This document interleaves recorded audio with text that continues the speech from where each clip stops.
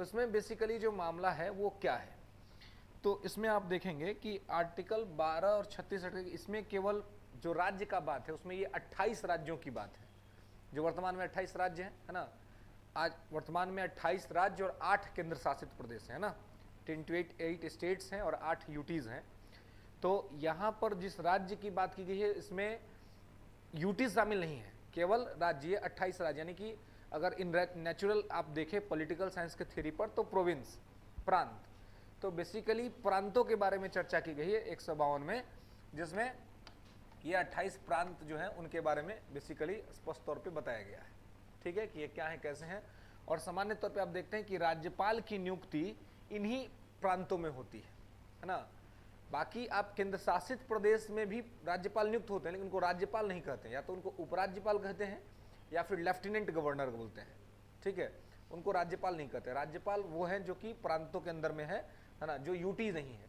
तो 8 यूटीज हैं, वहाँ पे लेफ्टिनेंट होते हैं, है ना, या लेफ्टिनेंट गवर्नर होते हैं, लेकिन बाकी के जो स्टेट्स हैं वहाँ पर राज्यपाल होते हैं, ठीक है, तो इनको प्रांत कहते हैं। तो बेसिकली 152 जो है वो राज्य की परिभाषा या राज्यों की सूची उपलब्ध कराता है, और उसमें वर्तमान में जो एग्जिस्ट होने वाले राज्य होते हैं उनके बारे में चर्चा होती है। तो 152 में ज़्यादा कुछ है नहीं, बस केवल राज्यों के नाम हैं और उनके बारे में चर्चा किया गया है ना। तो इसमें ये जो 28 स्टेट हैं प्रेजेंट टाइम के, इनके बारे में यहाँ पर चर्चा किया गया है, ठीक है। इसका यूटी से कोई लेना देना नहीं। हाँ, इसके बाद जब अगला हिस्से में हम जाएंगे तो वहाँ पर अनुसंविधान का अगला हिस्सा जब पढ़ेंगे तो वहाँ पर यूटीज के बारे में बात होगी। यहाँ पर आपको केवल देखना है कि ये जो 28 प्रांत हैं उनके बारे में जो भी है सो चर्चा किया गया है। तो 2 डिफिनीशन 152 में राज्यों के संदर्भ में है, वो प्रांतों के लिए है, ठीक है। तो यहाँ पर वर्तमान के 28 राज्यों की केवल चर्चा है। ओके, क्लियर है। एक्चुअल मामला जो शुरू होता है वो 153 से शुरू होता है ना। तो लिखेंगे आर्टिकल 152 लिख लेंगे, डिफरेंट स्टेट्स, और उसमें ये 28 स्टेट का लिस्ट है ना। 152 क्या है, राज्य की परिभाषा है जिसमें 28 राज्यों के बारे में चर्चा है, ठीक है, क्लियर है।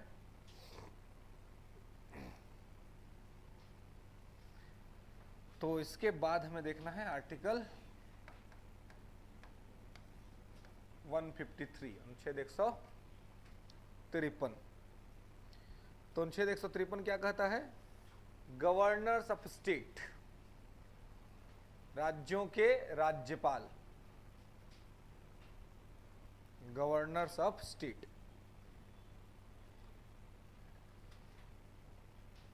राज्यों के राज्यपाल, गवर्नर्स ऑफ स्टेट। तो राज्यों के राज्यपाल, इसमें क्या मामला है, तो देखिए कि ये कहता है कि प्रत्येक राज्य में एक राज्यपाल होगा, है ना। जो आर्टिकल 153 है जो गवर्नर की बात करता है, तो इसका मतलब यह है कि हर राज्य में क्या होगा, एक राज्यपाल होगा, है ना। एवरी स्टेट फॉर 1 गवर्नर, सभी प्रत्येक राज्य के लिए एक राज्यपाल होगा। लेकिन साथ में यहां पर एक और बात है कि एक व्यक्ति एक समय में एक से अधिक राज्य का राज्यपाल हो सकता है, ठीक है। और यह जो प्रोविजन है ये संविधान में नहीं था, ये आगे जाकर के संविधान में संशोधन करके जोड़ा गया, 7वां संविधान संशोधन अधिनियम 1956, ठीक है। 7th कॉन्स्टिट्यूशनल अमेंडमेंट एक्ट जो है 1956, इसके तहत क्या किया गया, तो इसमें रखा गया 7वां संविधान संशोधन अधिनियम 1956 के तहत कि एक व्यक्ति एक समय में एक से अधिक राज्यों का राज्यपाल हो सकता है, ठीक है। ये ध्यान रखना है कि बहुत बार ऐसा होता है कि भाई सभी राज्यों में तो एक एक राज्यपाल होते ही हैं, लेकिन कुछ राज्यपालों के पास अलग राज्यों का भी क्या होता है, प्रभार होता है ना, उनको प्रभार दिया जाता है। जैसे कि मान लीजिए कोई बिहार का राज्यपाल है, तो उस समय अगर यूपी में कोई राज्यपाल नहीं है या बंगाल में कोई राज्यपाल नहीं है, तो एक व्यक्ति को यूपी और बंगाल का प्रभार दे दिया जाएगा, है ना। वो राज्यपाल है बिहार का, लेकिन 2-3 राज्य का भी वो राज्यपाल एक साथ में हो सकता है, इसमें कोई दिक्कत नहीं है। और यह जो प्रावधान किया गया है वो 7वां संविधान संशोधन अधिनियम 1956 के द्वारा किया गया है। ठीक है, तो एक तो यह व्यवस्था है कि प्रत्येक राज्यों के लिए एक राज्यपाल होगा। ठीक है, जितने स्टेट्स हैं, every state for one governor. ठीक है, प्रत्येक राज्य के लिए एक राज्यपाल होगा। लेकिन ऐसा भी हो सकता है कि एक व्यक्ति एक से अधिक राज्यों का राज्यपाल हो, है ना। और यह व्यवस्था कैसे किया गया है? हाँ, 7वां संविधान संशोधन अधिनियम 1956 के द्वारा, 7th कॉन्स्टिट्यूशनल अमेंडमेंट एक्ट 1956। ठीक है, क्लियर है? तो 7वां संविधान संशोधन अधिनियम 1956 के द्वारा ये किया गया है। ओके, अब गवर्नर को आप देखेंगे कि गवर्नर जो स्टेट में अपॉइंट होते हैं, इनका बेसिकली 2 रोल होता है ना। गवर्नर जो है, और चूंकि हम लोग के यहाँ जो देश में व्यवस्था अपनाया गया है वो व्यवस्था तो पार्लियामेंट्री सिस्टम है ना। और पार्लियामेंट्री सिस्टम जो है वो हम लोग के यहाँ सेंटर और स्टेट दोनों ही लेवल पर लागू है ना। सेंटर लेवल पे भी और स्टेट लेवल दोनों ही जगह पर पार्लियामेंट्री सिस्टम लागू है। तो पार्लियामेंट्री सिस्टम में एक्चुअल में क्या होता है? पार्लियामेंट्री सिस्टम की मौलिक विशेषता क्या है?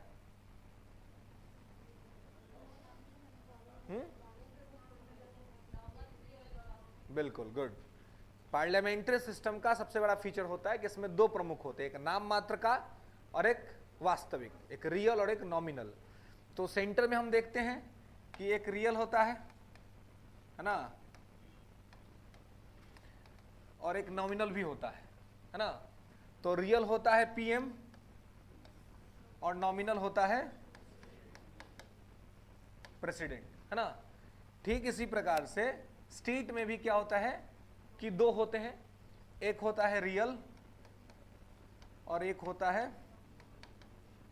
नॉमिनल, है ना।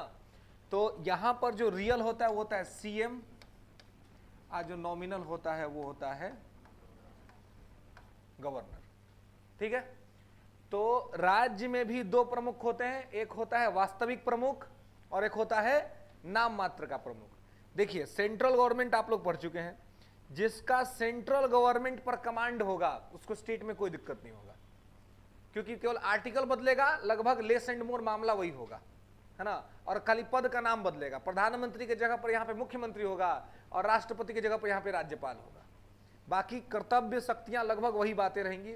जो सेंटर में प्रधानमंत्री करता है वही राज्य में मुख्यमंत्री करता है, जो सेंटर में राष्ट्रपति करता है वही राज्य में राज्यपाल करता है। ठीक है, तो लेस एंड मोर आपको चीजें वही यहां पे जो है सो दिखेंगी। ओके, तो यहां जो है सो नॉमिनल हेड जो है वो कौन है? गवर्नर है, और रियल हेड जो है वो कौन है? सीएम है। तो राज्य में प्रत्येक राज्य के लिए एक राज्यपाल होगा, आर्टिकल 153। ठीक है, और साथ में 7वां संविधान संशोधन अधिनियम 1956 के द्वारा यह ऐड किया गया है कि एक व्यक्ति एक से अधिक राज्य का राज्यपाल भी हो सकता है। ठीक है, उसके बाद बात यह है कि राज्यपाल की भूमिका क्या है राज्य में? तो 2 भूमिका है, एक है वो स्टेट का कॉन्स्टिट्यूशनल हेड और दूसरा है रिप्रेजेंटेटिव ऑफ सेंटर। ठीक है, तो लिख लेंगे role of governor in state. राज्य में राज्यपाल की भूमिका, राज्य में राज्यपाल की भूमिका, role of governor in state.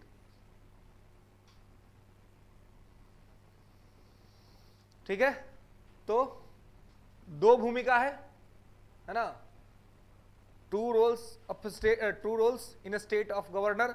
ठीक है, राज्य में राज्यपाल की 2 भूमिका है। पहला, कॉन्स्टिट्यूशनल हेड ऑफ स्टेट, राज्य का संवैधानिक मुखिया। कॉन्स्टिट्यूशनल हेड ऑफ स्टेट, राज्य का संवैधानिक मुखिया। ठीक है, और दूसरा representative of centre in state, representative of centre in state, राज्य में केंद्र का प्रतिनिधि, राज्य में केंद्र का मुखिया नहीं, ठीक ना। राज्य में केंद्र का प्रतिनिधि। ठीक है, तो राज्यपाल की मुख्यतः क्या भूमिका है? तो दो भूमिका है। कौन कौन सी भूमिका है?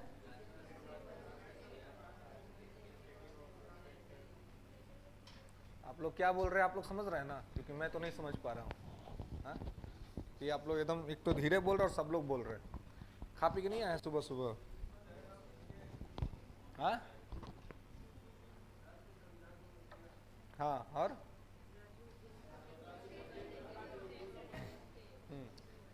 राज्य में केंद्र का प्रतिनिधि और दूसरा राज्य का संवैधानिक मुखिया। ठीक है, जैसे राष्ट्र का कॉन्स्टिट्यूशनल हेड, जैसे राष्ट्र का संवैधानिक मुखिया राष्ट्रपति है, वैसे राज्य का संवैधानिक मुखिया राज्यपाल है। मतलब जैसे कि राष्ट्र को देखता है राष्ट्रपति की राष्ट्र संविधान के मुताबिक काम कर रहा है कि नहीं, वैसे राज्यपाल देखता है कि राज्य संविधान के मुताबिक काम कर रहा है कि नहीं। ठीक है, तो वो राज्य का कॉन्स्टिट्यूशनल हेड है, इसलिए राज्य का प्रथम नागरिक भी है ना। से बिहार का पहला नागरिक कौन है? तो बिहार का पहला नागरिक राज्यपाल है ना।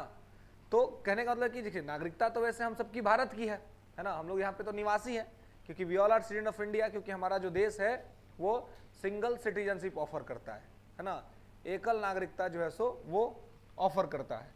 तो कहने का मतलब ये है कि हम लोग के जो देश में पूरा का पूरा जो व्यवस्था है वो एक इंटीग्रेटेड अप्रोच पे है। तो स्टेट में राज्यपाल की नियुक्ति करता है केंद्र, इसलिए उसको राज्य में केंद्र का प्रतिनिधि भी माना जाता है ना। तो राज्यपाल की राज्य में कितनी भूमिका है? दो भूमिका है। कौन कौन सी?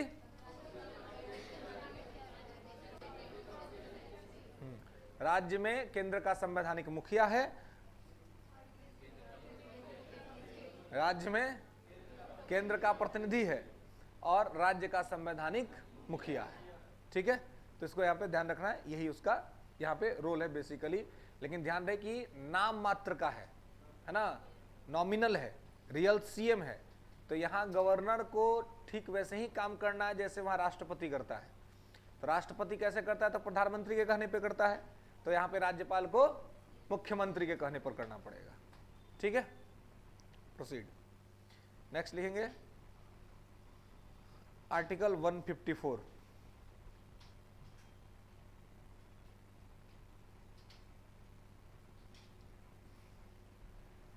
लेंगे राज्य की कार्यपालिका शक्ति, राज्य की कार्यपालिका शक्ति राष्ट्रपति राज्यपाल में निहित होगी। राज्य की कार्यपालिका शक्ति राज्यपाल में निहित होगी। The executive power of the state, the executive power of the state shall be vested in the governor. The executive power of the state shall be vested in governor। राज्य का कार्यपालिका शक्ति राज्यपाल में निहित होगी। ठीक है, ओके। जिसका प्रयोग वह अपने अधीनस्थों के माध्यम से करेगा, जिसका प्रयोग वह अपने अधीनस्थों के माध्यम से करेगा। Who shall execute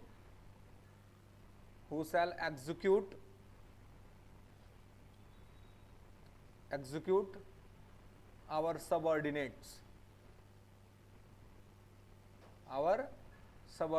अपने अधीनस्थों के माध्यम से करेगा। अधीनस्थ मतलब जो उसके सहायक हैं उनके माध्यम से। तो जैसे राष्ट्रपति भी कार्यपालिका शक्ति निहित होती है केंद्र का राष्ट्रपति में, पढ़ें आप आर्टिकल 53 में, है ना। ठीक उस प्रकार से यहाँ पे 154 कह रहा है कि राज्य की कार्यपालिका शक्ति राज्यपाल में निहित होगी। जैसे वहां पे कहा गया था कि राज्य की कार्यपालिका शक्ति राष्ट्रपति में निहित होगी, लेकिन इसका प्रयोग वो अपने अधीनस्थों के माध्यम से करेगा, यानी कि प्रधानमंत्री और मंत्रिपरिषद। ठीक उसी प्रकार से राज्यपाल जो है, जो गवर्नर है, वो भी अपने शक्ति का प्रयोग अपने सबऑर्डिनेट के माध्यम से करेगा। तो इसका सबऑर्डिनेट काउंसिल ऑफ मिनिस्टर जो आपके सीएम है और राज्य के काउंसिल ऑफ मिनिस्टर्स हैं, है ना, इनके माध्यम से वो अपने शक्तियों का प्रयोग करता है, जो आर्टिकल 163 और 164 में देखने को मिलेगा। ठीक है, तो गवर्नर अपनी शक्तियों का प्रयोग इन्हीं इसके माध्यम से करता है। जैसे राष्ट्र का सारा काम राष्ट्रपति के नाम से होता है, उसी प्रकार से राज्य के अंदर होने वाला सारा का सारा काम किसके माध्यम से होता है, तो राज्यपाल के माध्यम से होता है। राज्यपाल ये करता है, ठीक है, राज्यपाल के द्वारा किया जाता है। तो इस चीज को यहाँ पे आपको ध्यान रखना है, ओके, कि ये किसके माध्यम से किया जाता है, राज्यपाल के माध्यम से किया जाता है, ओके। तो सीएम और काउंसिल ऑफ मिनिस्टर्स को आपको यहां पर ध्यान रखना है, ओके, क्लियर है। अब है कि ये जो सारा काम है वो राज्यपाल के अपनी मर्जी से करता है, तो नहीं, ये किसकी मर्जी से करता है, सीएम के मर्जी से करता है। कारण कि सीएम क्या है, रियल हेड है ना, सीएम रियल हेड है, इसलिए सीएम जो कहेगा वो गवर्नर साहब को करना है ना, और उसी के हिसाब से यहां पर सभी चीजों को स्थापित करने का काम किया गया है। नेक्स्ट लिखेंगे,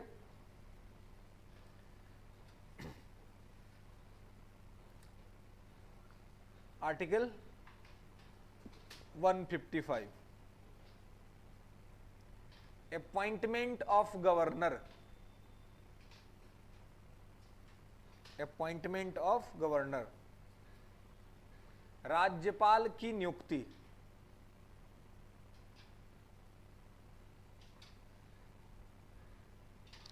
राज्यपाल की नियुक्ति। तो पहला बात तो कि राज्यपाल की नियुक्ति करता कौन है, तो लिखेंगे कि governor appointed by the president of India. राज्यपाल की नियुक्ति राष्ट्रपति के द्वारा की जाती है। Governor appointed by the president of India.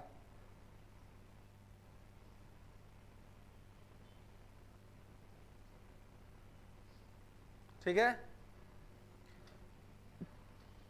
Governor, राज्यपाल की नियुक्ति राष्ट्रपति के द्वारा की जाती है, ठीक है, और राज्यपाल इसके प्रसाद पर्यंत पद धारण करता है। और राज्यपाल इसके प्रसाद पर्यंत पद धारण करता है। राज्यपाल इसके प्रसाद पर्यंत पद धारण करता है। And serve at his post pleasure on president. Pleasure on president, pleasure on का ही मतलब है राष्ट्रपति के प्रसाद पर्यंत, ठीक है, यानी कि राष्ट्रपति के इच्छा तक। तो गवर्नर की नियुक्ति कौन करता है, राष्ट्रपति, ठीक है, और राष्ट्रपति के इच्छा तक ही गवर्नर अपने पद पर काम करेगा। उसे कहते हैं कि राष्ट्रपति के प्रसाद पर्यंत। लेकिन क्या राष्ट्रपति को जिसको मन करेगा उसको गवर्नर बना देगा? नहीं। तो किसको बनाएगा? हाँ, प्रधानमंत्री जिसकी सिफारिश करेगा, है ना। तो नोट करके लिख लेंगे, नोट करके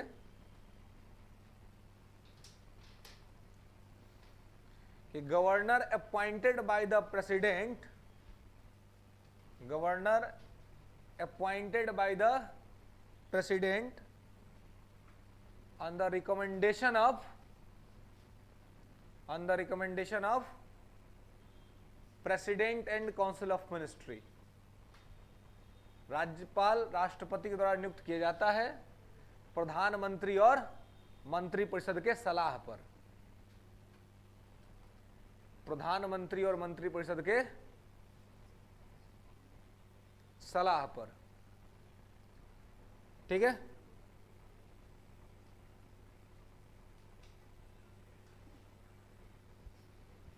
ओके, क्लियर है। तो ये जो गवर्नर है वो अपॉइंट किए जाएंगे किसके सलाह पर? कौन अपॉइंट करेगा? राष्ट्रपति।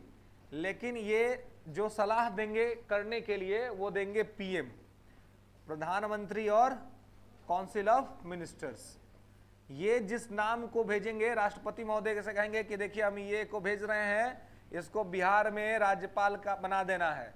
राष्ट्रपति महोदय तुरंत लिख देंगे, है ना, कि इस आदमी को बिहार का राज्यपाल नियुक्त किया जाता है। और ये चल जाएंगे, ये चल जाएंगे बिहार, उनका बिहार में वहां पे जो हाई कोर्ट है, हाई कोर्ट के जो चीफ जस्टिस हैं वो शपथ दिला देंगे। ठीक है, तो किसी राज्य में यदि राज्यपाल नियुक्त होता है तो उसमें क्या होता है कि प्रधानमंत्री और मंत्रिपरिषद जिस नाम को सिफारिश करते हैं उसी नाम को राष्ट्रपति किसी राज्य में राज्यपाल नियुक्त कर देता है। ठीक है, तो राज्यपाल को कौन नियुक्त करता है? राष्ट्रपति। किसके सलाह पर? प्रधानमंत्री और मंत्रिपरिषद के सलाह पर।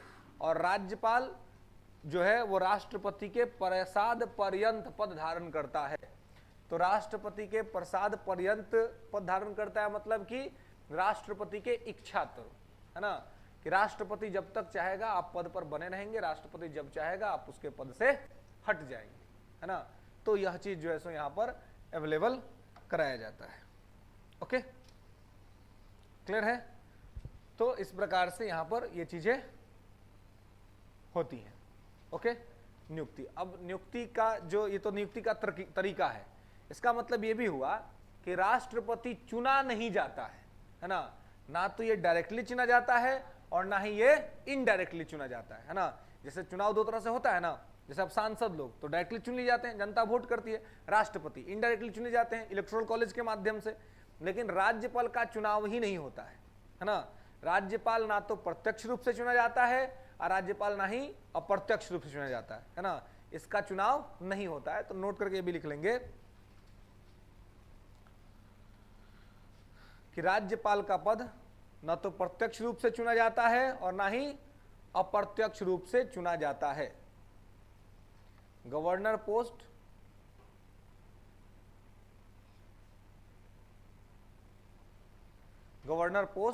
not elected directly or not elected indirectly. Governor post not elected directly or not elected indirectly. ना ही प्रत्यक्ष रूप से चुना जाता है और ना ही अप्रत्यक्ष रूप से चुना जाता है।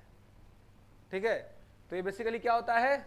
नॉमिनेट हो जाता है, मतलब प्रधानमंत्री जिसको बोल देते हैं राष्ट्रपति उसको नियुक्त कर देते हैं, है ना। तो इसमें पूरी की पूरी किसकी चलती है? प्रधानमंत्री की चलती है ना। प्रधानमंत्री जिसको बोल देंगे कि इसको बना दीजिए, राज्यपाल उसको नियुक्त कर देगा, राज्यपाल उसको बना देगा। ठीक है, यही पर लिख लेंगे नोट करके कि गवर्नर ओथ एडमिनिस्ट्रेटेड बाय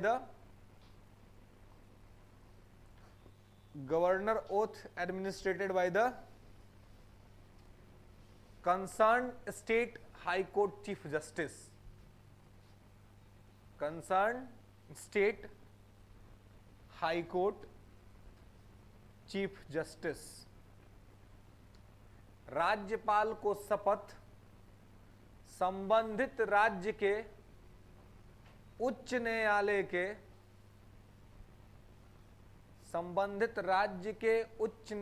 के मुख्य न्यायाधीश के द्वारा दिलाया जाता है। ठीक है, संबंधित राज्य के उच्च न्यायालय के मुख्य न्यायाधीश के द्वारा दिलाया जाता है। जैसे कि मान लीजिए कि बिहार में गवर्नर अपॉइंट किया गया, है ना। तो बिहार में गवर्नर अपॉइंट किया गया, तो बिहार के गवर्नर को शपथ जो है, जो ओथ है, वो ओथ कौन दिलाएगा?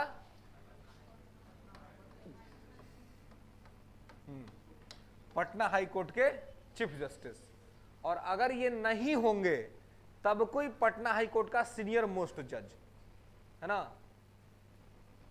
और हिज प्रेजेंस, मतलब अगर ये उपस्थित नहीं हो पा रहे हैं, है ना, अगर ये अनुपस्थित हैं किसी कारण से, तो वैसी स्थिति में यहां पर जो शपथ दिलाने का काम करेगा वो कौन करेगा? कोई सीनियर मोस्ट जज। अगर ये नहीं है तो ठीक है, अगर है तो सीजीआई ही दिलाएंगे।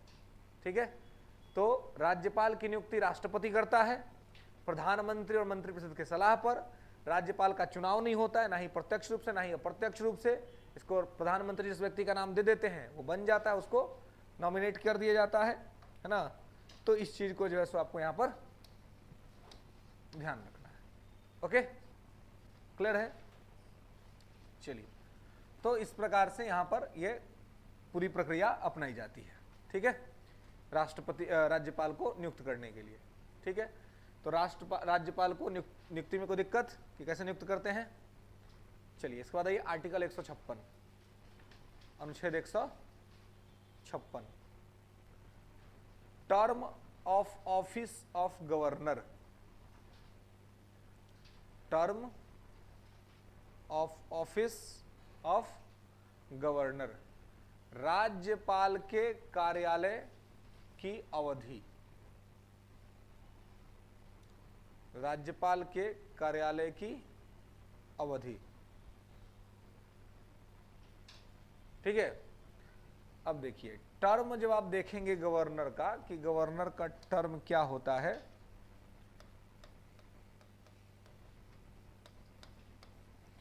तो टर्म आप देखेंगे कि टर्म क्या है, इनका कार्यकाल क्या है, तो सामान्यतः 5 वर्ष है ना। मतलब एक बार जब ये पद पे चले जाएंगे तो इन जनरल ये 5 वर्ष तक रहेंगे। लिख लेंगे कि the governor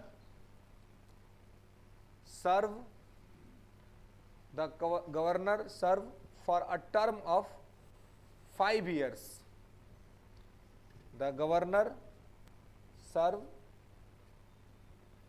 for a term of 5 years, term of 5 years from the date he assumed, from the date he assumed office। राज्यपाल अपना पद धारण करने से 5 वर्ष तक, अपना पद धारण करने से 5 वर्ष तक पद पर बना रह सकता है। वहां पे इंग्लिश में लिख लेंगे कि बट द सब्जेक्ट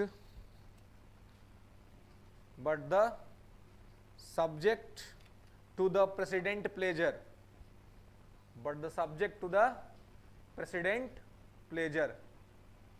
राज्यपाल अपना पद धारण करने से 5 वर्ष तक पद पर बना रहता है, लेकिन राष्ट्रपति के प्रसाद पर्यंत तक, है ना। मतलब ये हुआ कि ये 5 साल का जो टर्म है इन जनरल है, मतलब है कि 5 साल आप रहेंगे, लेकिन ऐसा नहीं है कि 5 साल से पहले आप हट नहीं सकते हैं। 2 साल में भी आपको हटाया जा सकता है अगर राष्ट्रपति का प्लेजर आप पर से खत्म हो गया, मतलब राष्ट्रपति की इच्छा खत्म हो गई, राष्ट्रपति का मन किया कि नहीं अब हटा देते, तो हटा देंगे 5 साल से पहले भी और कोई नहीं रोक पाएगा। सामान्यतः आप जिस तारीख को पद धारण करते हैं उस डेट से आप 5 साल तक पद पर रहेंगे, साधारणतः ये एक बात है। ठीक है, लेकिन इसमें वही चीज है कि राष्ट्रपति के इच्छा पर, अगर राष्ट्रपति का मन बदल गया 6 ही महीना में कि नहीं अब इनको हटा देना है, और आप जानते हैं कि इसमें राष्ट्रपति का तो कुछ होना नहीं है, प्रधानमंत्री के कहने से नियुक्ति हुई है, प्रधानमंत्री कहने से हटा दिया जाएगा। प्रधानमंत्री कह देंगे कि भाई हटा दीजिए तो हटा दिया जाएगा। अभी आप देख रहे होंगे देश में एक विवाद चल रहा है, एक पूर्व राज्यपाल है ना सत्यपाल मलिक, है ना, बिहार में भी कुछ दिन राज्यपाल रहे थे, तो सत्यपाल मलिक कुछ मामला उठा रहे हैं, है ना, कुछ स्टेटमेंट दे रहे हैं कि भाई पुलवामा अटैक हुआ था तो इस तरह की चीजें हुई थी, है ना, और उसके वजह से, तो कहने का मतलब है कि उनका अपना मसला है वो उठा रहे, लेकिन पहले वो इसी गवर्नमेंट में राज्यपाल थे, है ना, उनको राज्यपाल के पद पे अपॉइंट, अभी सरकार ने हटा दिया, है ना। अब सरकार ने हटा दिया तो इनको याद आ रहा है कि पुलवामा में गड़बड़ी हुई थी, है ना। लेकिन कहने का मतलब है कि यदि पुलवामा में गड़बड़ी हुई थी तो उस टाइम आप कहाँ थे जब ये हुआ और इतना बड़ा देश के जवानों का शहादत हो गया, तो आप मौन क्यों थे, आप क्यों चुप थे? क्या उस समय आपकी आत्मा ने आपको नहीं झकझोरा? क्या उस समय आपकी आत्मा ने आपको नहीं धिक्कारा कि भाई अपने पद के लिए तुम क्यों चुप हो, आवाज उठाओ, बोलो? उसी समय बोलना चाहिए था, उस समय बोलते, और अगर बात ये सही प्रूव हो जाती तो हो सकता था कि 19 में सरकार नहीं बनती, है ना। तो ये तो उसी समय बोलना चाहिए था, लेकिन उस समय न बोल करके अभी बोलने का क्या मतलब, वो भी ठीक चुनाव से पहले, है ना। अगले साल चुनाव है, 2024 का लोकसभा चुनाव है, फिर अभी बोला जा रहा है। तो अब इसके अंदर में इंटरनली क्या है वो तो वही जानते हैं और सरकार जानती है, ये वो दो लोगों का मामला है। लेकिन प्रश्न चिन्ह तो दोनों पे ही है कि ईमानदारी समय पर क्यों निकल रही है, पहले क्यों नहीं निकली, है ना। ईमानदारी का भी कोई समय होता है क्या? अगर ईमानदारी का समय होता है फिर वो ईमानदारी नहीं हो, फिर वो तो अवसरवादिता है ना, उसको तो अवसरवादिता कहेंगे ना। आज आपका कोई दोस्त है, मित्र है, वो आपकी गलती में भी आपका समर्थन कर रहा है और कह रहा है कि एकदम ठीक है, कल के डेट में आपका उससे ही झगड़ा हो गया और वो दूर चला गया और तब आपने उसको 200 कमियां दिखने लगे, तो फिर तो वो आदमी अवसरवादी है। फिर तो जिस समय वो आपका दोस्त था तभी आपसे दोस्ती नहीं रखनी थी, है ना। जब उसको समझ में आ गया कि आप ठीक आदमी नहीं हैं, आप गलत हैं, आप गलत कर रहे हैं, आप गलत करवा रहे हैं, तो आपसे अलग हो जाए। लेकिन उस समय अलग नहीं हुआ, फिर आप किसी बात से हो सकती है कि आपका झगड़ा हो गया हो और तब अलग हुआ, उसके बाद उसमें 200-400 कमियां नजर आने लगी। हालांकि ह्यूमन बिहेवियर ऐसा ही होता है, मानव व्यवहार हम सबका शायद ऐसा ही होता है कि जब हम किसी के साथ होते हैं तो उसके सारे अवगुण माफ होते हैं, है ना, सब कुछ हम एक्सेप्ट करते हैं। लेकिन जब हट जाते हैं, दूर हो जाते हैं, तो फिर सारी कमियां एक एक करके सामने आने लगती है ना। आप देखते होंगे अन्य प्रसंगों में फंसे हुए लोगों के साथ क्या समस्या होती है ना। क्या समस्या होती है कि सामने वाला अगर आदमी कह दे कि भाई देखो आज मुझे लग रहा है कि सूरज इधर से नहीं इधर से निकला है और मुझे लगता है कि पूरब यही है, सामने वाला आदमी सहर्ष स्वीकार कर लेता है कि एकदम ठीक बात है ना, आप तो गलत हो ही नहीं सकते, आप तो एकदम सही बोल रहे हैं, यही पूरब है और यही बात ठीक है। और ये तब तक चलता है जब तक कि सब कुछ ठीक है। 2-4-6 महीने बाद तो गड़बड़ होना ही है, तो यूनिवर्सल ट्रूथ है ना। स्टार्ट तो सबका अच्छा होता है कि नहीं जी, खत्म अच्छा से हो जाए तो समझे, है ना, खत्म ही अच्छा से नहीं होता, ये प्रॉब्लम जो है सो शुरू हो जाता है। तो जैसे 6-7-8 महीना गुजरता है, उसके बाद होता है कि अब सामने वाला आदमी कहेगा कि यही पूरब है और आप जान रहे हैं कि पूरब है, लेकिन आपको वो सुनना नहीं है। अब आप कहेंगे कि नहीं ये पूरब हो ही नहीं सकता है, कैसे हो सकता है। कल तक जिसका हर बात आपको सही लग रहा था, कुछ समय के बाद अब उसका हर बात आपको गलत लगेगा और आप उस हर बात में उसको गलत दिखलाने का प्रयास करेंगे, गलत प्रूव करने का प्रयास करेंगे। तो फिर ये तो समझना होता है कि भाई ये समय के हिसाब से व्यक्ति का कैरेक्टर बदल जाता है ना। तो वैसा ही सीन ठीक नहीं है। अगर कोई चीज आपको पहले ही सही से सही लगता था तो आखिरी तक सही लगना चाहिए, है ना, फिर उसमें बदलाव नहीं होना चाहिए। और जो चीज पहले खराब लगता था वो आखिरी तक खराब लगना चाहिए।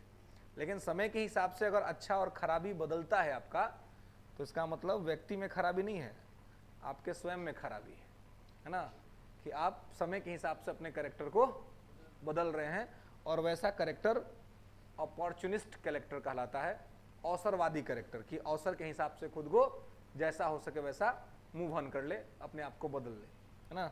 तो वैसे को रियलिस्टिक लाइफ में बहुत ज़्यादा इंपॉर्टेंस नहीं मिल पाता है, लोग एक्सेप्ट नहीं कर पाते हैं। खैर, तो यहाँ पर इस प्रकार से है कि सामान्यतः 5 साल का कार्यकाल है, लेकिन ऐसा कोई रूल फिक्स नहीं है कि आप 5 साल तक रहेंगे। जब भी मन करेगा प्रधानमंत्री को कि अब इनको हटा दिया जाए, तुरंत राष्ट्रपति को खबर करेंगे कि इनसे इस्तीफा ले लीजिए, है ना। और इनको हटाने के लिए कोई अलग से व्यवस्था नहीं किया गया है संविधान में, जैसे कि हाई कोर्ट के जज, सुप्रीम कोर्ट के जज या अन्य लोगों के लिए जो प्रोविजंस किए गए हैं, तो यहाँ पर इनके लिए कोई प्रोविजंस या कुछ प्रभाव इस प्रकार का नहीं किया गया है। Okay, proceed. क्या लिखे हैं?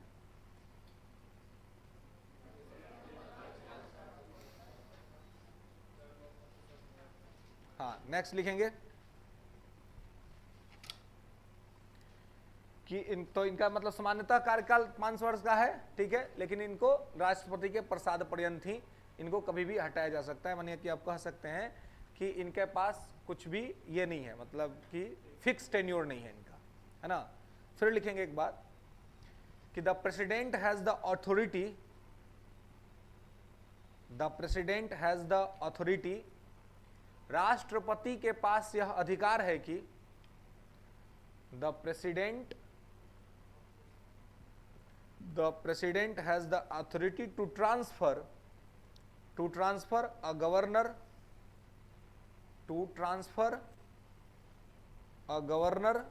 from one state to another state, from one state to another state for the remainder of his tenure, for the remainder of his tenure। ठीक है।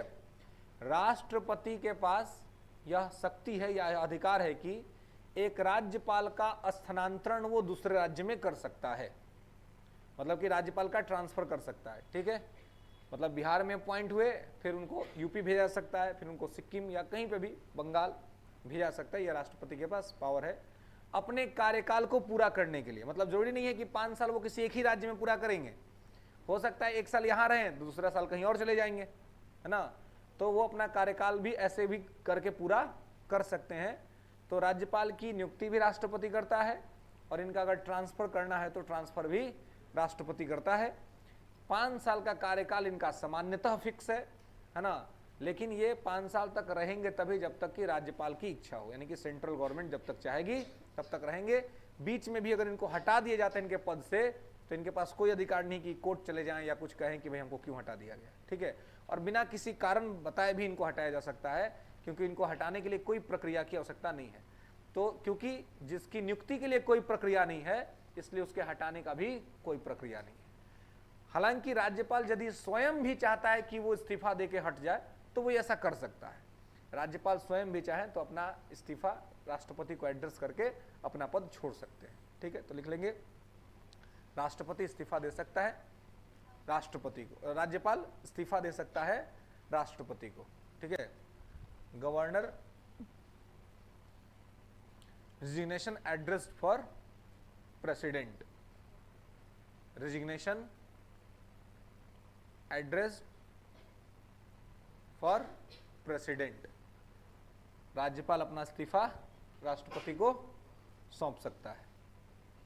ठीक है, तो ये बीच में चाहेगा तो अपना इस्तीफा दे सकता है, उसके लिए इसको रोका नहीं जाएगा। ठीक है, ओके। तो इस प्रकार से इसको ये पावर्स यहां पर है कि मतलब ये अपना इस्तीफा दे सकता है, इसको राष्ट्रपति चाहे तो कभी भी हटा सकते हैं। ठीक है, कार्यकाल 5 साल का सामान्यता है, लेकिन हमेशा के लिए फिक्स नहीं है। ठीक है, तो मेन मुद्दा यह है कि ये काम करेगा राष्ट्रपति के प्रसाद पर्यंत, है ना, नहीं कि राष्ट्रपति के इच्छा तक। ठीक है, नेक्स्ट। प्रधानमंत्री सब कुछ प्रधानमंत्री कहने पे ही होगा, नहीं कोई मन नहीं, मन के मत पर मत चलियो, जीते जी मरवा देगा, है ना। क्या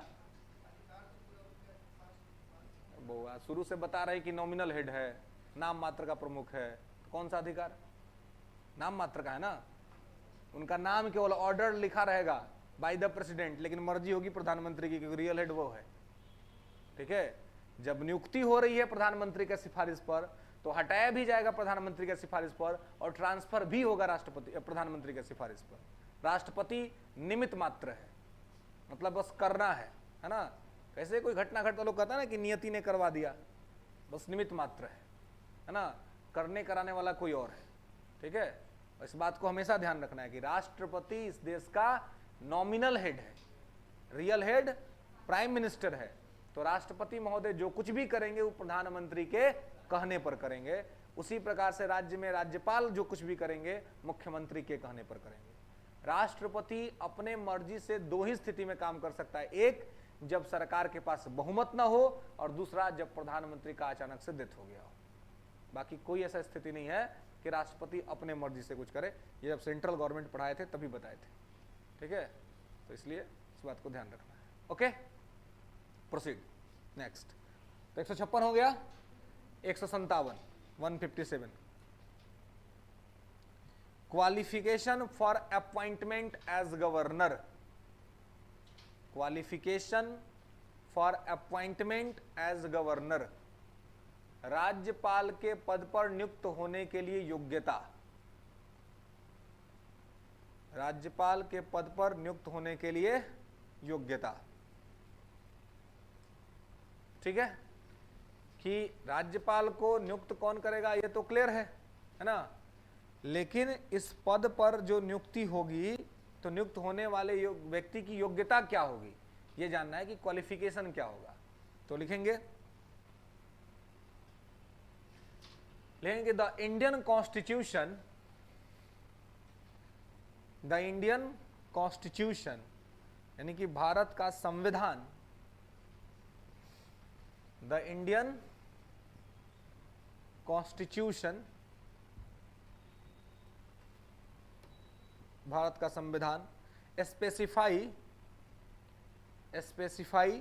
to basic qualities for the selection of a governor, specify two basic qualities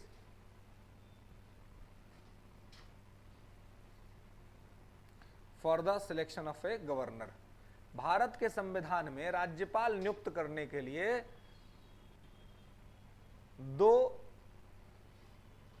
मुख्य विशेषता रखा गया है, दो मुख्य विशेषता रखा गया, यानी कि दो ही मुख्य चीजें जो हैं वो संविधान में लिखी हुई हैं राज्यपाल चुनने के लिए।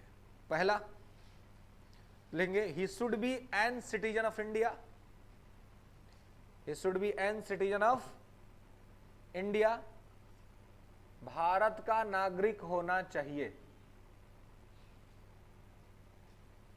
he should be an citizen of India, भारत का नागरिक होना चाहिए। ठीक है। अब दूसरा, he must be at least 35 year olds, he must be at least 35 year old, से 35 वर्ष की आयु पूरा होना चाहिए, 35 वर्ष का आयु पूरा होना चाहिए। ठीक है।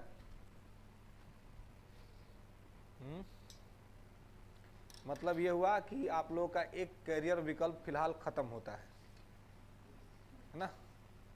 राज्यपाल तो अभी नहीं बन सकते ना आप लोग, 35 वर्ष पूरा नहीं हो रहा।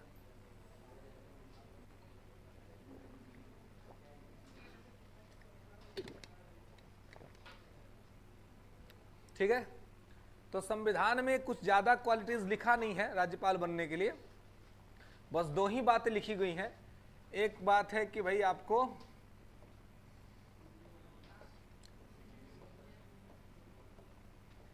इंडियन सिटीजन होना चाहिए, और दूसरी जो बात है वो है कि 35 इयर्स आपका एज होना चाहिए, है ना।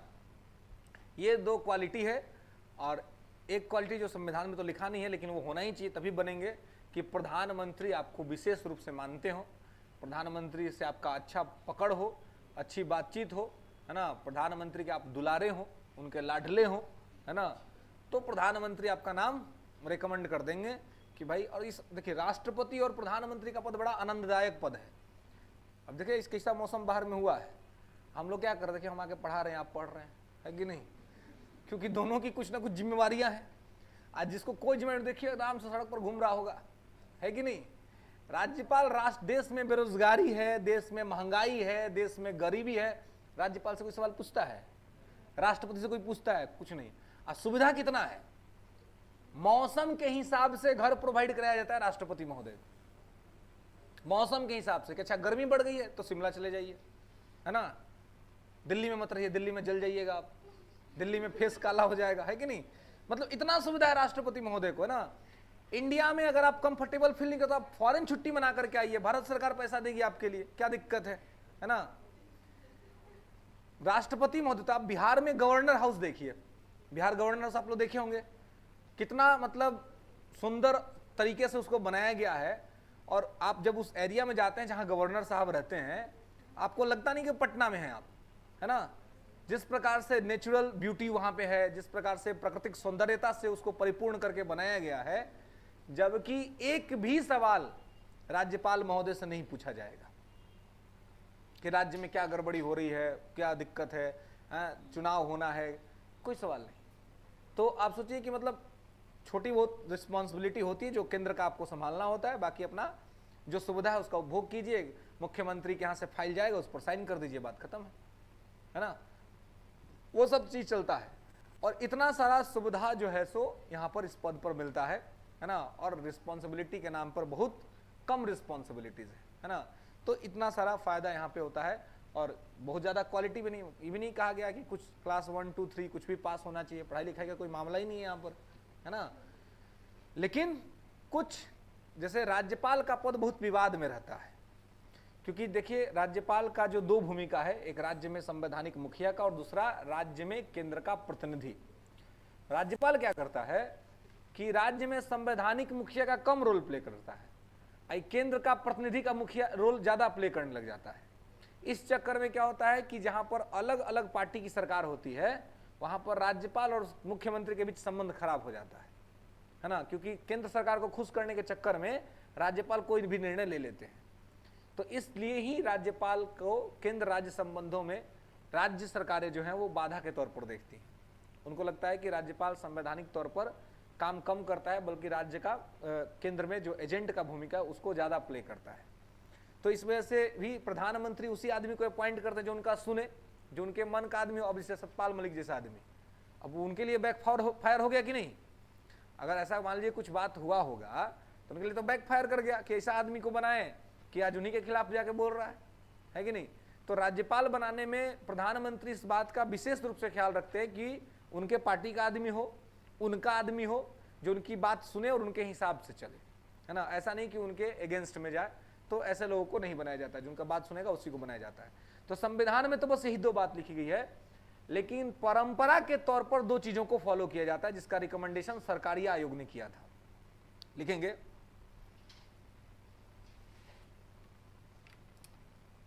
लेंगे ओवर द टाइम, यानी कि कुछ समय बाद,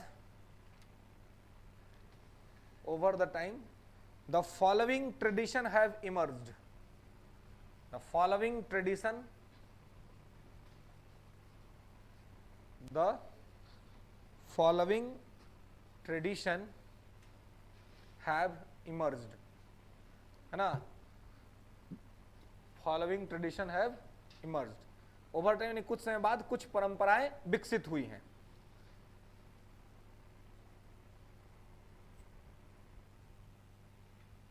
ठीक है, तो इसमें क्या हुआ है तो लिख लेंगे। पहला जो परंपरा विकसित हुआ वो ये है कि राज्यपाल नियुक्त होने वाला व्यक्ति संबंधित राज्य का नहीं होना चाहिए। पहला बात, राज्यपाल नियुक्त होने वाला व्यक्ति संबंधित राज्य का नहीं होना चाहिए। ही should be an outsider, he should be an outsider who does not reside, he should be an outsider who does not reside in the state, who does not reside in the state where he will appointed, where he will be appointed। राज्यपाल नियुक्त होने वाला व्यक्ति उस राज्य का नहीं होना चाहिए। मतलब ये हुआ कि अगर बिहार में किसी को राज्यपाल नियुक्त किया जा रहा है तो ये देखा जाएगा कि वो बिहार का नहीं होना चाहिए। मतलब जिस राज्य में जिस व्यक्ति को राज्यपाल नियुक्त किया जा रहा है वो उस राज्य का नहीं होना चाहिए, वो आउटसाइडर होना चाहिए। यूपी का आदमी बिहार में राज्यपाल हो सकता है, बिहार का आदमी यूपी में राज्यपाल हो सकता है, लेकिन बिहार का आदमी बिहार में नहीं हो सकता राज्यपाल, यूपी का आदमी यूपी में नहीं हो सकता राज्यपाल। ठीक है, यह संविधान में नहीं लिखा हुआ है, यह परंपरा के तौर पर विकसित हुआ है। और ऐसा कहा था किसने? तो ऐसा कहा था सरकारी आयोग ने कि राज्यपाल नियुक्त होने वाला व्यक्ति उस राज्य का नहीं होना चाहिए, क्योंकि अगर उस राज्य का होगा तो क्या होगा, उस राज्य की स्थानीय राजनीति में हिस्सा लेगा, इंटरनल पॉलिटिक्स को इंपैक्ट करेगा। इसलिए इंटरनल पॉलिटिक्स को से बाहर रखने के लिए इस प्रकार की चीज वहां पे की गई है। क्लियर है? Next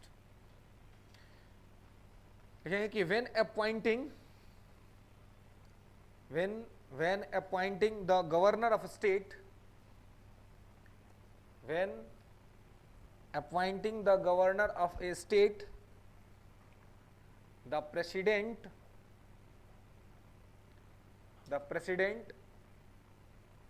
must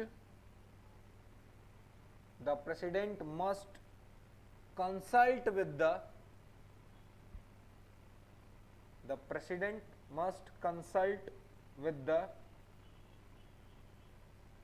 state chief minister,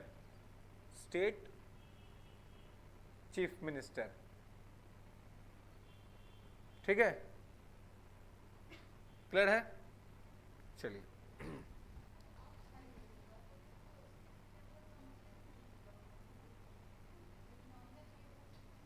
कौन काम है प्रॉब्लम समझने का? प्रॉब्लम समझने के लिए मुख्यमंत्री है, विधायक हैं, पूरी व्यवस्था है। आपका काम क्या? आपका साइन। आप अगर प्रॉब्लम समझ भी लीजिएगा तो आप क्या कीजिएगा? अगर आप प्रॉब्लम समझ भी लेते हैं तो आपको निर्णय लेने का अधिकार है? आप नहीं ले सकते हैं, है ना? और आप जितना प्रॉब्लम सॉल्व नहीं करिएगा उससे ज़्यादा प्रॉब्लम खड़ा कर दीजिएगा, है ना? जो कि हुआ है पहले। तभी तो राज्यपाल का पद खत्म कर देने का डिमांड किया गया था, है ना? तो आउटसाइडर इसलिए रखा गया है कि इंटरनल पॉलिटिक्स में इंटरफेयर ना करे। नॉमिनल हेड है, प्रॉब्लम सॉल्व करने के लिए मुख्यमंत्री है राज्य में, तो मुख्यमंत्री सॉल्व करेगा, वो बोलेगा आपको और आपको साइन कर देना है। और उसी राज्य से अगर दो लोग होंगे तो ये भी तो हो सकता है ना कि भाई आपस में ही स्ट्रगल हो जाए, आपस में ही कन्फ्लिक्ट हो जाए, एक मुद्दा पर मुख्यमंत्री का अलग राय हो, राज्यपाल का अलग राय हो, तो ऐसे में झगड़ा होने की संभावना होगी, डिस्टर्बेंस हो जाएगा। इसलिए ही उसको आउटसाइडर रखने का प्रयास किया गया है। और दूसरी जो बात है वो ये है कि राज्यपाल नियुक्त करते समय संबंधित राज्य के मुख्यमंत्री से राष्ट्रपति को सलाह लेना चाहिए। ठीक है, हिंदी में लिख लिए थे, लिख लीजिएगा कि राज्यपाल नियुक्त करते समय राष्ट्रपति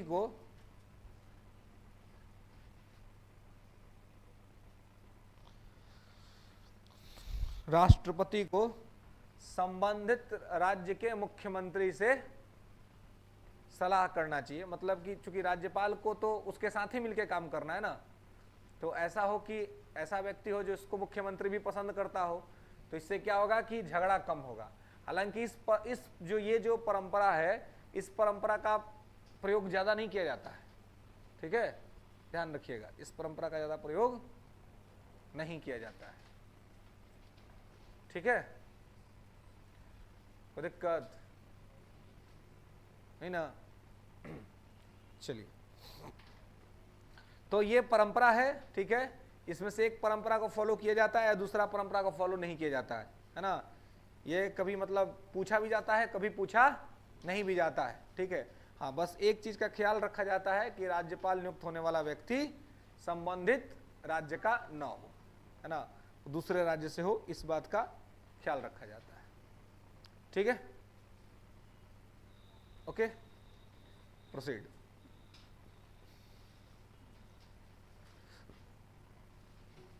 चलिए, तो इस प्रकार से ये क्वालिफिकेशन होता है। ठीक है, नेक्स्ट लेंगे आर्टिकल 158,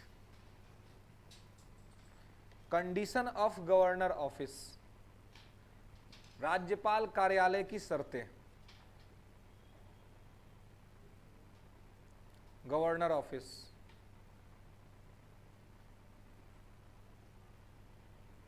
क्या हो, सब ठीक बनो? चलिए, तो उसके बाद क्या है, कंडीशंस। ठीक है, शर्त देखना ना, शर्त क्या है ना? तो कंडीशन ऑफ गवर्नर्स ऑफिस, ठीक है, राज्यपाल कार्यालय की शर्तें, कि राज्यपाल कार्यालय के लिए क्या शर्त निश्चित किया गया है। तो लिखेंगे कि he should not occupy any office of profit. He should not occupy any office of profit. यह लाभ का कोई पद धारण नहीं करेगा, यह लाभ का कोई पद धारण नहीं करेगा। He should not occupy any office of profit. ठीक है, लाभ का कोई पद धारण नहीं करेगा। लाभ का पद क्या होता है जी? सरकारी नौकरी, है ना? पहले बताए थे आप लोगों को कि लाभ का पद मतलब गवर्नमेंट जॉब। अगर कोई राज्यपाल के पद पर है तो वो कोई लाभ का पद जो है सो धारण नहीं करेगा। हाँ, तो पहले कर सकता है, उसमें क्या दिक्कत है? यही तो कहा जाए ना कि उसके पद पर नहीं करेगा। जब राज्यपाल रहेगा तब नहीं करेगा, पहले तो जीवन चलाने के लिए कुछ ना कुछ तो करना पड़ेगा ना आदमी को, तो कुछ कर रहा होगा। लेकिन जब वो राज्यपाल के पद पे जाएगा तो रिजाइन कर देगा, छोड़ देगा। ठीक है, राज्यपाल के पद पर रहते हुए वो कोई दूसरा लाभ का पद धारण नहीं करेगा। अभी पद खुदे इतना लाभ का है कि दूसरा लाभ लेने का जरूरत नहीं है। इसमें कम लाभ है जी, लाभ का पद इसमें तो भर भर के लाभ है ना। तो इसमें दूसरा लाभ का पद क्या, अब तो ये वैसा आदमी को लाभ चाहिए जिसको कि मतलब संतोष नहीं हो, सेटिस्फेक्शन नहीं हो, है ना, और ज्यादा चाहिए और ज्यादा चाहिए, तो उस चक्कर में महोदय अपना जो करना होगा सो करेंगे। लेकिन लाभ का पद धारण नहीं करने का यहाँ पे मतलब यह है कि आप जब गवर्नर के पोस्ट पे हैं तो आप दूसरा कोई पद धारण नहीं करेंगे गवर्नमेंट के अंदर में, ठीक है, क्योंकि फिर वो आपका पद चला जाएगा, है ना। तो ये एक शर्त है कि आपको लाभ का पद धारण, क्या वो उनका चल सकता है, कोई दिक्कत नहीं है, लेकिन हाँ उसमें गवर्नमेंट का पार्टिसिपेशन नहीं होना चाहिए, सरकार का टाई अप नहीं होना चाहिए। उसका अपना अगर बिजनेस चल रहा है तो चलता रहेगा, उसमें कोई दिक्कत नहीं है, ठीक है, लेकिन सरकार का ये नहीं होना चाहिए, ठीक है। नेक्स्ट दूसरा लिखेंगे, he should not be a member of the house of parliament, he should not be a member of the house of the parliament, संसद के किसी सदन का नहीं होना चाहिए, संसद के किसी सदन का सदस्य नहीं होना चाहिए,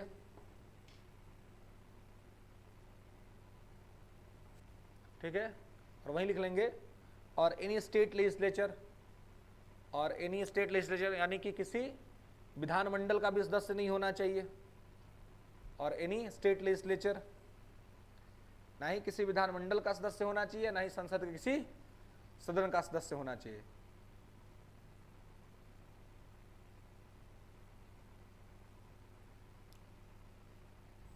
ठीक है, नेक्स्ट क्या, विधानमंडल विधानसभा विधान परिषद को मिला के बोलते हैं, ठीक है। विधानमंडल हो गया जिसमें विधानसभा विधान परिषद दोनों शामिल है, ठीक है। अब विधानसभा केवल हुआ मतलब कि उसका एक सदन केवल, जैसे कैसे लोकसभा राज्यसभा है, और दोनों को मिला के संसद कहते हैं, है ना। ठीक उसी प्रकार से केवल विधानसभा कहते तो एक हाउस है, आप विधानमंडल कहते यानी कि उसका दोनों हाउस। प्रोसीड, नेक्स्ट लेंगे कि he is entitled to such allowances, he is entitled to such allowances and privilege as parliament determines, as parliament determine, संसद के द्वारा निर्धारित सेवा शर्तों का उपभोग करता है, संसद के द्वारा निर्धारित सेवा शर्तों का उपभोग करता है, यानी कि संसद जो सुख सुविधा तय करेगी वही इसको मिलता है।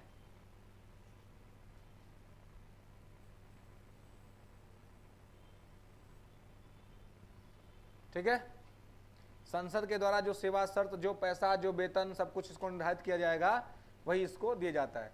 राज्यपाल का वेतन कितना है जी अभी, कितना,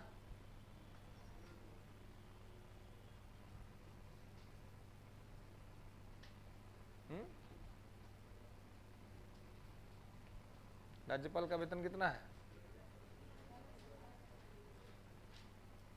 1,25,000।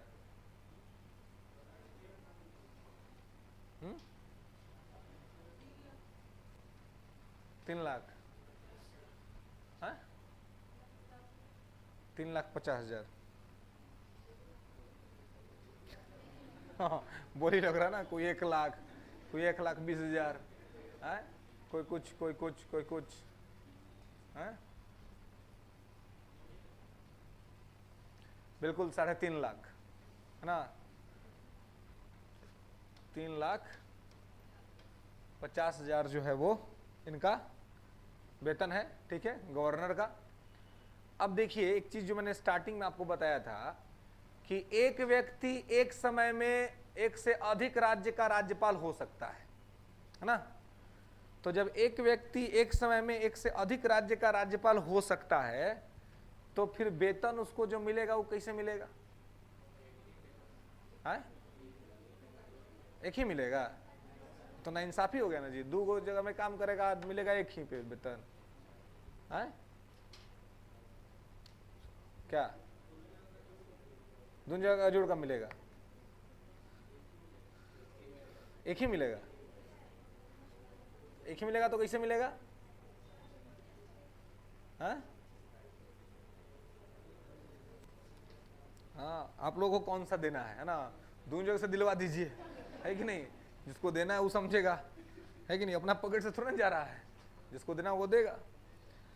देखिए सैलरी इनको इतना ही मिलेगा अगर ये 2 जगह काम कर ले, 3 जगह काम कर ले, 4 जगह काम कर ले, क्योंकि अगर इनको जोड़ जोड़ के मिलने लगा तो इनका वेतन तो राष्ट्रपति से ज्यादा हो जाएगा, है ना? राष्ट्रपति का 5 लाख है, इनका चल जाएगा उससे ज्यादा, है ना?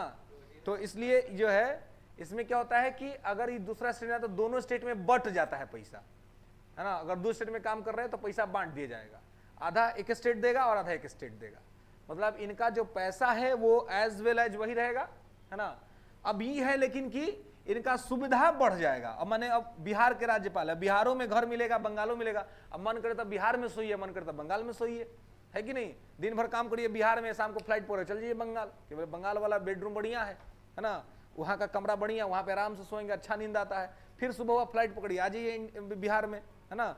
दिन में भर बिहार में रहिए, तो सेवा शर्त आपका बढ़ा रहेगा, घर आपको मिल जाएगा, जहाँ पे आप प्रभार में वहाँ पे भी घर रहेगा आपके लिए, वहाँ भी आपका कार्यालय रहेगा, वहाँ भी आपका ऑफिस रहेगा, उसका आप उपभोग कर सकते हैं, लेकिन वेतन में कोई बढ़ोतरी नहीं होगी। वेतन जो आपका निश्चित है वही वेतन आपका निश्चित रहेगा। 2 स्टेट या 3 स्टेट में अगर आप काम कर रहे हैं तो तीनों लोग अपना अपना खर्चा बांट लेंगे और बांट करके वो देंगे।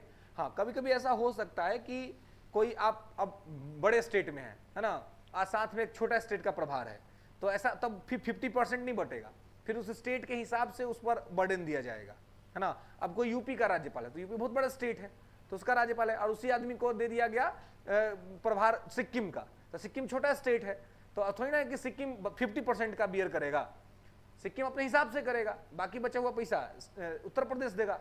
तो कहने का मतलब यह है कि स्टेट की स्थिति के हिसाब से जो खर्चे होते हैं वो एलोकेट किए जाते हैं। ठीक है, क्लियर है? तो इसको आपको यहां पर ध्यान रखना है। जी सर बोलिए।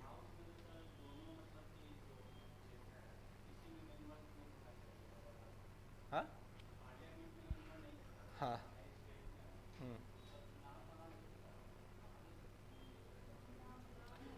यहीं पे होना, मन कहीं और नहीं ना भ्रमण कर रहा है। हाँ? स्टार्टिंग में ना बोले थे जी, लिखा भी होगा नोट्स में कि राज्यपाल का चुनाव नहीं होता है, ना वो प्रत्यक्ष रूप से चुना जाता है ना वो अप्रत्यक्ष रूप से चुना जाता है। क्या कहीं से भी चुन सकते हैं, आपको आपसे बढ़िया परिचय होगा और आप 35 साल को जाए आपको चुन देंगे, कह देंगे कि आप बन जाइएगा। राज्यपाल बनने के लिए आपको किसी सदन का सदस्य होने का जरूरत नहीं है, वही तो लिखा रहे हैं।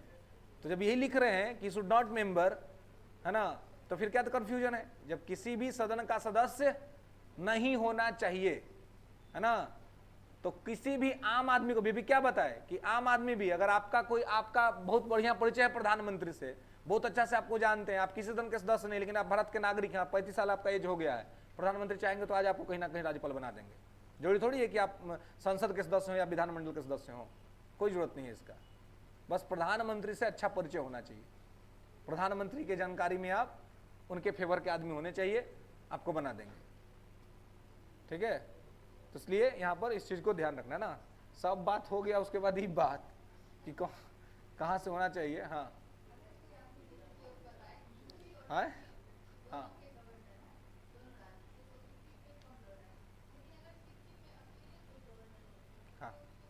हाँ उसका पूरा का पूरा पेमेंट उनको दिया जाएगा, बिल्कुल। लेकिन अगर जब बंटने वाली बात आएगी तो उसमें उसको की लायबिलिटीज कम कर दी जाएगी। ठीक है, तो इस प्रकार से यहां पर यह व्यवस्था बनाई गई है। ओके, तो क्या जी कोई कुछ बोल रहा है? राज्यपाल राजा है, ये राजा ही है। राष्ट्रपति का जो पद लिया गया है वो ब्रिटेन की महारानी के पद से मिलता जुलता है और उसी को रिप्रेजेंट करता है राज्यपाल राज्य में, तो राजा वाला ही पद है। काम क्या है उनको, है ना, उनका बस काम है कि व्यवस्था को, विधि व्यवस्था को ऊपर से देखते रहिए, कुछ गड़बड़ी होता है तो डांट डपट कर दीजिए, है ना। मानने वाला का मन मानेगा तो मानेगा, नहीं मानेगा तो नहीं मानेगा, है ना। ऊपर से अगर आप, हाँ, राज्यपाल के पास ये पावर है कि राष्ट्रपति को रिकमेंड करेगा, राष्ट्रपति शासन लगा देगा राज्य में, है ना। तो राज्य की सरकार को चाहेगा तो बर्खास्त कर सकता है ना। ये पावर है राज्यपाल के पास, राष्ट्रपति से परमिशन के बाद वो ऐसा चाहे तो कर सकता है। ठीक है,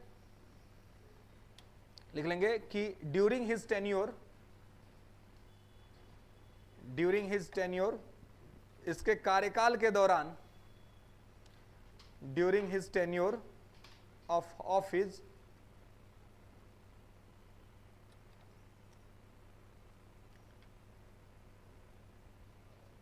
his service and allowances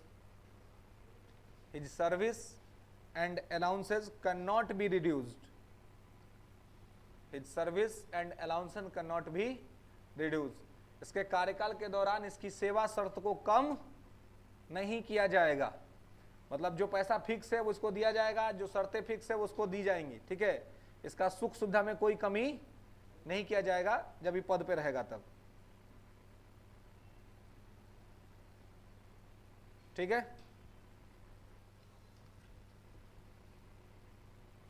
तो ये सब कुछ सेवा शर्तें जो है सो इसके लिए फिक्स की गई हैं।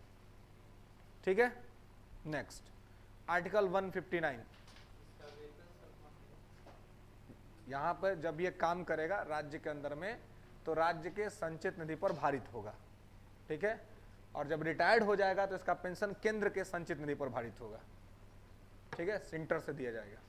कोई भी व्यक्ति जैसे IAS IPS जब अपॉइंट होते तो राज्य में जाके काम करते हैं तो राज्य के कंसोलिडेटेड फंड से उनका पैसा आता है। जब सेंटर में चले जाते हैं प्रमोशन करके तो सेंटर के कंसोलिडेटेड फंड से आता है, और रिटायर्ड होते हैं तब भी सेंटर से मिलता है।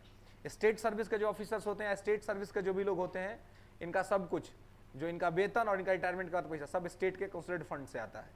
तो जब जैसे उच्च न्यायालय के न्यायाधीश, तो उच्च न्यायालय के न्यायाधीशों का वेतन मिलता है राज्य के संचित निधि से, लेकिन उनका पेंशन मिलता है केंद्र के संचित निधि से, क्योंकि वो अधिकारी कहाँ के हैं, केंद्र के हैं। तो जो जहां पर काम करता है वहां से उसका पेमेंट आता है, और अगर अधिकारी वो केंद्र का है तो उसका रिटायरमेंट का जो पैसा है वो केंद्र सरकार देगी। ठीक है, और जब वो काम कर रहा है तो वहां पे उसको राज्य सरकार देती है, राज्य के संचित निधि से दिया जाता है। प्रोसीड, नेक्स्ट लिखेंगे आर्टिकल 159, ओथ ऑफ गवर्नर, राज्यपाल का शपथ। तो वहीं पे बता दिए थे आपको स्टार्टिंग में ही, ये आर्टिकल है बस, इसलिए इसको देख लीजिए। 159 में ओथ लिखा हुआ है, शपथ लिखा हुआ है, राज्यपाल का शपथ। 159 में राज्यपाल का शपथ, तो ये पहले ही आपको बता चुके हैं कि राज्यपाल को शपथ संबंधित राज्य के उच्च न्यायालय के मुख्य न्यायाधीश दिलवाते हैं। ठीक है, तो इसको लिखने की आवश्यकता नहीं है, ये पीछे आप लिख चुके हैं, बस आर्टिकल में ध्यान रखेंगे कि 159 में ओथ। टाइम हो गया का जी? है इंडिकेटर बज रहा है का?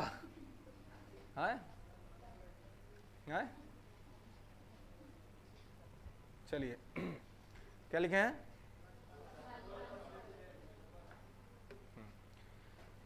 तो इस प्रकार से इसका ओथ जो है सो यहां पे दिया जाता है। नेक्स्ट लिखेंगे article 160, discharge of function of the governor, discharge of function of the governor, certain contingency, certain contingency, कुछ आपातकालीन परिस्थितियों में या विशेष आपातकालीन परिस्थितियों में राज्यपाल की पदोन्नति।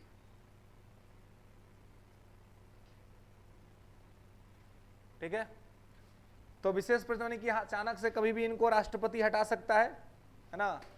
जब भी कभी ऐसा कुछ उसको लगता है, कुछ संविधान में ऐसा कुछ स्पेशल प्रोविजन का चर्चा नहीं किया गया है ना, लेकिन अगर मान लीजिए कि अस्वस्थ हो गए, ठीक है, अब काम करने में असमर्थ हो गए तो काम तो नहीं कर पाएंगे, तो ऐसी स्थिति में क्या होगा? तो वही वाला बात जो 7वां संविधान संशोधन अधिनियम 1956 के तहत किया गया है कि इनको मुक्त करके और इनके जगह पर दूसरे व्यक्ति को प्रभार दे दिया जाएगा कि वो कर ले काम, और फिर अस्थायी तौर पे गवर्नर चुन दिया जाएगा कुछ दिन के बाद, है ना। तो इनका स्वास्थ्य खराब हो गए या कहीं ये घूमने चले गए, है ना, या कुछ ऐसी ट्रेजेडी होगी इनके साथ, जब इनका कार्यकाल जो है सो, इनका पद जो है सो रिक्त हो जाएगा, तो ऐसी स्थिति में किसी अलग राज्य के जो गवर्नर हैं उनको इनका काम संभालने का जिम्मा दिया जा सकता है। ठीक है, तो ये अपना उस प्रकार से काम करेंगे। तो आपातकालीन परिस्थितियां क्या होंगी उसका कोई चर्चा संविधान में गवर्नर के संबंध में नहीं किया गया है, लेकिन इतना है कि अगर किसी परिस्थिति में इनका पद रिक्त होता है, ये काम करने में असमर्थ होते हैं, तो दूसरे किसी राज्य के राज्यपाल को काम करने के लिए प्रभार दिया जा सकता है। ठीक है, यानी कि काम नहीं रुकेगा, क्योंकि बिल को एक्ट बनाने का प्रोसेस जो है वो राज्यपाल के माध्यम से ही होता है। ठीक है, तो इसलिए यहां पर इसको दिया गया है। इसके अलावा आप देखेंगे जैसे राष्ट्रपति को पार्डनिंग का पावर है, क्षमा करने का शक्ति है, वैसे गवर्नर के पास भी क्षमा करने की शक्ति है। आर्टिकल 161 में गवर्नर को पार्डनिंग पावर दिया गया है, तो लिख लेंगे article 161 pardoning power of governor, राज्यपाल की क्षमादान शक्ति।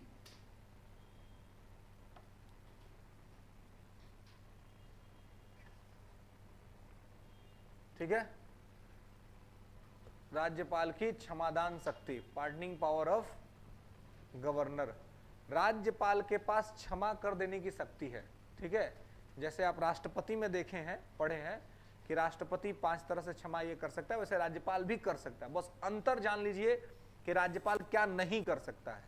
राज्यपाल वो सब कर सकता है जो राष्ट्रपति करेंगे, लेकिन 2 चीजें हैं जो सिर्फ राष्ट्रपति कर सकता है, राज्यपाल नहीं करेगा। तो 2 चीज ये है, पहला कि अगर मार्शल लॉ के तहत किसी को सजा मिला है तो राज्यपाल माफ नहीं कर सकता है। मार्शल लॉ यानी कि सेना के कानून के तहत, है ना। तो मार्शल लॉ के तहत यदि किसी को सजा मिला है तो वो माफ नहीं हो सकता है, वो क्षमा नहीं किया सकता है। और दूसरा जो चीज है वो क्या है, तो दूसरा चीज है कि मृत्यु दंड, है ना, मृत्यु दंड को माफ नहीं कर सकता है। ठीक है, 2 स्थिति में ये माफी नहीं दे सकता है ना। अगर डेथ पनिशमेंट किसी को मिला हुआ है, मृत्यु दंड मिला हुआ है कि भाई अब आपको मतलब फांसी हो जाएगी या आपका जीवन खत्म हो जाएगा, तो यह चीज इसको जो है सो मृत्यु दंड का जो अधिकार है, मृत्यु दंड के मामले में क्षमा करने का अधिकार इसके पास नहीं है। और इसके साथ ही इसके पास मृत्यु दंड के अलावे जो है मार्शल लॉ के तहत भी अगर इसको सजा दिया गया है तो वो माफ नहीं किया जा सकता है। ठीक है, मतलब ये माफ नहीं कर सकता है। बाकी किसी मामले में ये चाहे तो ये भी क्षमा कर सकता है। ठीक है, इसके पास भी पावर है। ओके, तो जो राष्ट्रपति में पढ़े आप क्षमादान की शक्ति, कि राष्ट्रपति क्या कर सकता है, आपको या तो आपको सजा मिला तो पूर्णतः माफ कर सकता है, या फिर सजा की प्रकृति बदल देगा, है ना। बीच में हो सकता है कुछ कंडीशन हुआ तो आपको रोक लगा देगा, विराम दे देगा कुछ दिन के लिए। तो जैसे राष्ट्रपति कर सकता है वो सब राज्यपाल कर सकता है, बस राज्यपाल वो 2 काम नहीं कर सकता जो राष्ट्रपति कर सकता है। उसमें यह है कि मार्शल लॉ के तहत सेना की अदालत ने किसी को सजा सुनाया है तो राज्यपाल के पास उसको माफ करने की शक्ति नहीं है, और इसके अलावा किसी को मृत्यु दंड मिला है तो उसको भी माफ करने की शक्ति राज्यपाल के पास नहीं है, वो सिर्फ राष्ट्रपति कर सकता है। ठीक है,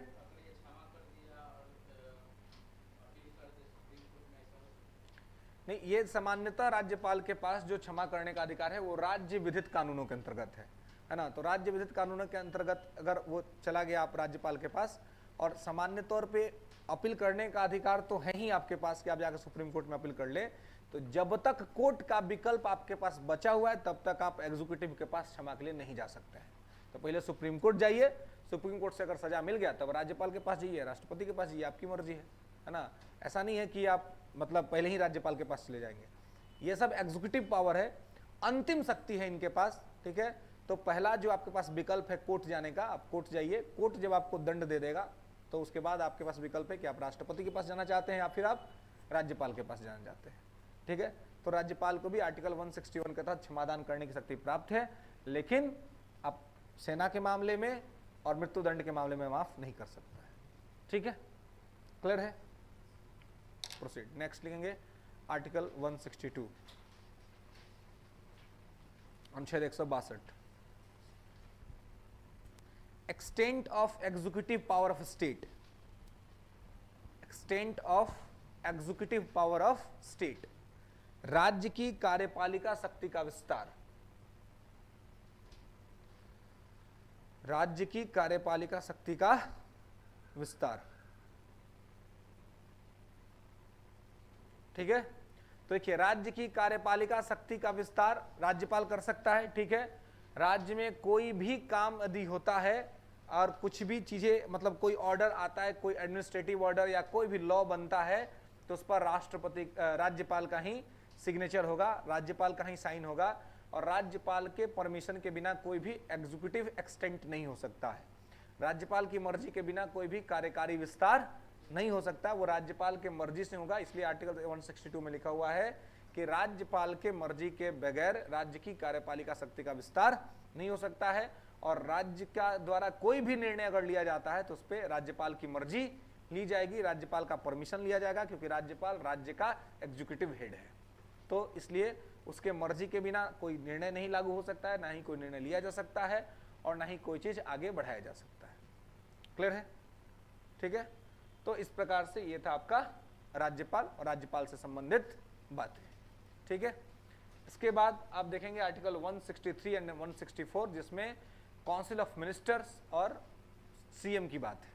ठीक है, तो अगला हेडिंग बनाएंगे CM and council of ministers, मुख्यमंत्री और मंत्री परिषद। ठीक है, मुख्यमंत्री और मंत्री परिषद। ठीक है, तो मिलते हैं फिर नेक्स्ट क्लास में और आगे देखेंगे मुख्यमंत्री और मंत्री परिषद के बारे में। आज के लिए बस इतना ही।